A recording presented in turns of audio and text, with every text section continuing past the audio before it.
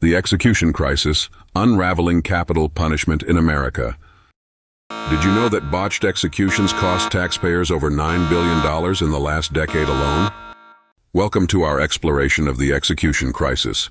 As states continue to grapple with the moral and financial burdens of capital punishment, the costs are escalating.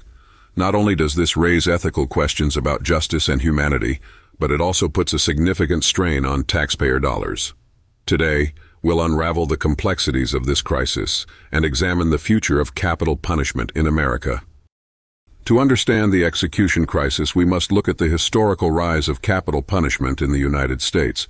Over the years, public sentiment has shifted, sparking debates over its effectiveness, morality, and especially the alarming number of botched executions. Recent controversies have highlighted systemic issues, from inadequate legal representation to the use of untested drugs in lethal injections, raising serious concerns about the reliability of capital punishment as a whole. Now let's delve into the latest updates on the execution crisis. States like Arizona, Georgia, and Florida are currently facing significant challenges, including shortages of execution drugs and legal battles. New policies are emerging as jurisdictions reassess their approach to capital punishment. In recent months, high-profile legal cases have brought attention to wrongful convictions and highlighted the urgent need for reform within the justice system. So what does this crisis mean for the future of capital punishment in America? The rising costs and ethical dilemmas surrounding executions might lead states to reconsider the death penalty altogether.